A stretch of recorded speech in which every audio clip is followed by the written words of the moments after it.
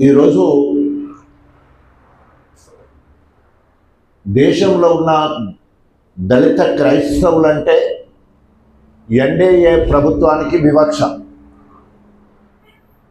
దళిత క్రైస్తవులంటే NDA BJP ప్రభుత్వానికి వివక్ష. మాదిగలంటే CM Revanth Reddy గారికి వివక్ష. అదేవిధంగా బీఆర్ఎస్ నుండి గెలిచిన కడియం శ్రేయర్కి బీఆర్ఎస్ ప్రజాప్రతినిధులంటే బీఆర్ఎస్ నాయకులంటే ఒక వివక్ష. నిన్నటి రోజున హైదరాబాద్, అదేవిధంగా వరంగల్, ఢిల్లీ జంతర్ మంతర్ వేదికలుగా చేసుకొని 1950 ఆగస్టు 10వ తారీఖు రోజు మరి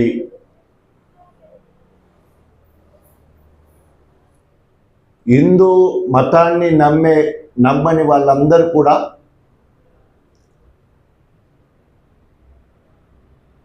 ఎస్సీ హక్కులను, రాజ్యాంగం కల్పించే హక్కులను పొందరు. హిందూ మతము పొందిన వారు మాత్రమే ఎస్సీలు దళిత హోదా ఉంటుంది, హక్కులు పొందడానికి అవకాశం ఉంటుందని ఆ రోజు రాష్ట్రపతి ఉత్తర్వులు ఇవ్వడం జరిగింది. కానీ దానికి చట్టబద్ధత కల్పించలేదు. పార్లమెంట్లో 2/3 మెజార్టీ కూడా చేయలేదు. అటు తర్వాత బౌద్ధులకు, అదే సిక్కులకు కూడా ఎస్సీ హోదా కల్పిస్తూ ఆనాడున్న కేంద్ర ప్రభుత్వాలు నిర్ణయాలు తీసుకోవడం జరిగింది. ఈరోజు ఎస్సీయేతర కులాలు అంటే బీసీ కావచ్చు, కమ్మ కావచ్చు, అదేవిధంగా రెడ్డి కావచ్చు, వాళ్ళు మత మార్పిడి చేసుకుని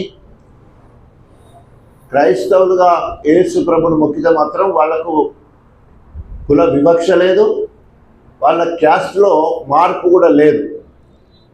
కానీ ఈరోజు దళిత క్రైస్తవులుగా మారినా కూడా దేశం మొత్తంలో ఎక్కడ కూడా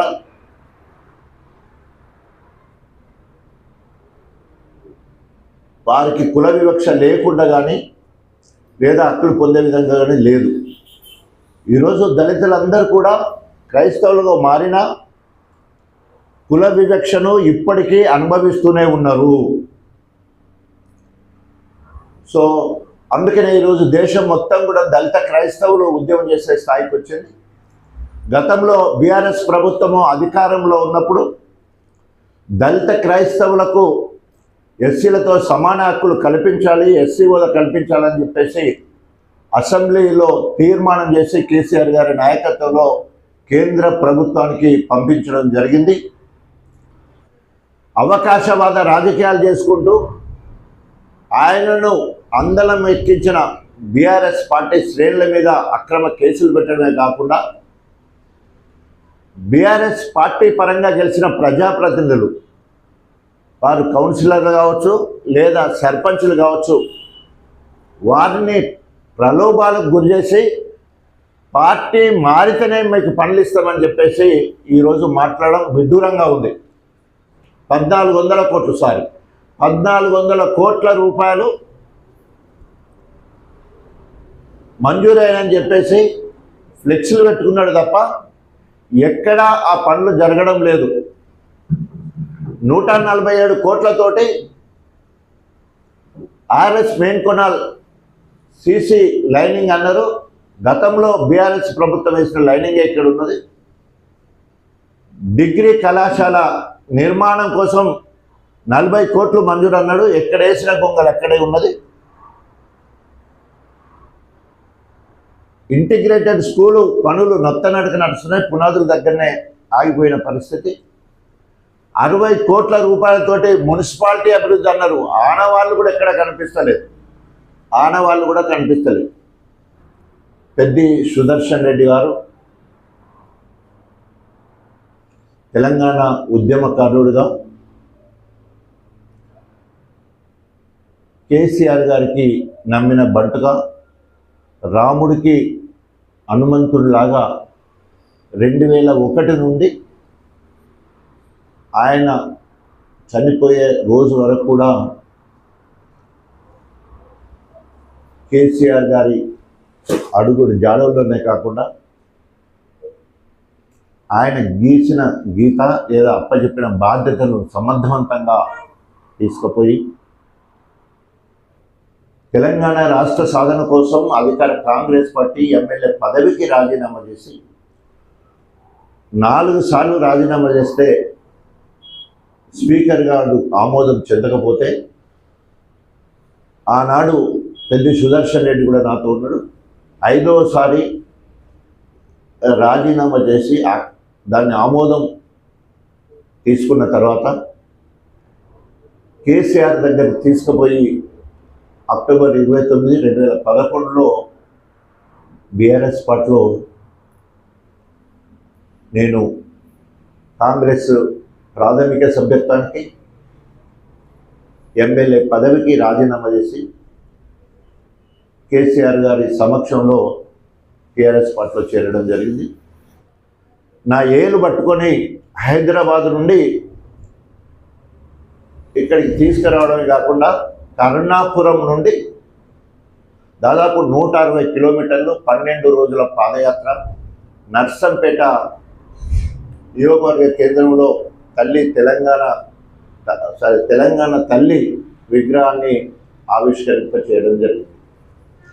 5 నియోజకవర్గాలలో ఆ రోజు తెలంగాణ ఉద్యమ స్ఫూర్తిని నింపడానికి రాజన్న అధికార కాంగ్రెస్ పార్టీ నుండి ఎమ్మెల్యే పదవికి రాజీనామా చేసి తెలంగాణ జెండా పట్టుకొని మన కోసం వచ్చిండు అని చెప్పేసి పెద్ది సుదర్శన్ రెడ్డి గారి నాయకత్వంలో ఆ పాదయాత్ర జరిగిందని చెప్పడానికి నేను గర్వపడుతున్నాను.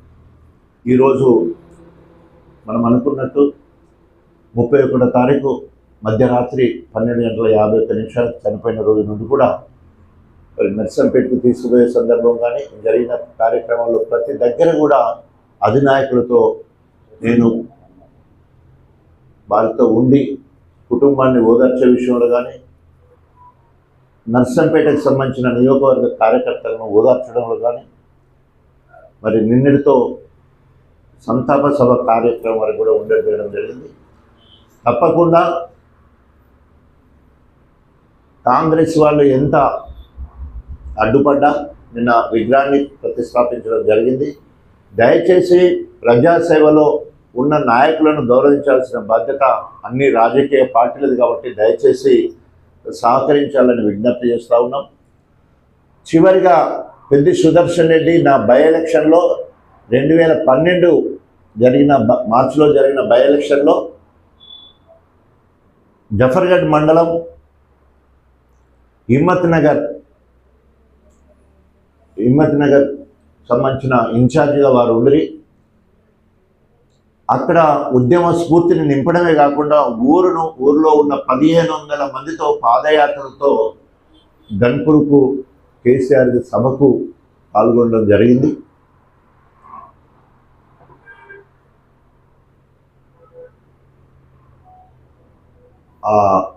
హిమ్మత్ నగర్కి సంబంధించిన బీఆర్ఎస్ శ్రేణులు మా దగ్గర సంతాప సభ పెట్టాలని అడుగుతూ ఉన్నారు.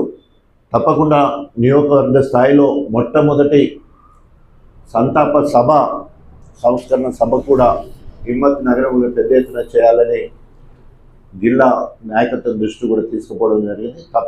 త్వరలోనే సంతాప సభ, ఫస్ట్ సంతాప సభ డిస్టిక్ జిల్లా నర్సంపేట అవతల సైడు దినం అయిన తర్వాతనే చేయాలంటే మేము ఆగడం జరిగింది. త్వరలోనే సంతాప సభ హిమ్మత్ నగర్లో స్థానిక నాయకులతో మాట్లాడి ఆ కార్యక్రమం చేపడతామని చెప్పేసి తెలియజేసుకుంటూ వారి నిండుగా ఆ కుటుంబానికి గన్పూర్ నియోజకవర్గ బీఆర్ఎస్ శ్రేణుల పక్షాన వారికి సంతాపం తెలియజేసుకుంటూ ఆ దేవుడు ఆ 2 చిన్నపిల్లలు భార్యను ఆ దేవుడు ఓదార్చాలని, అదేవిధంగా సుదర్శన్ రెడ్డి గారు చేసిన సేవలకు ఆ దేవుడు మోక్ష భాగ్యాన్ని ప్రసాదించాలని మనస్ఫూర్తిగా కోరుకుంటూ సెలవు తీసుకున్నాం.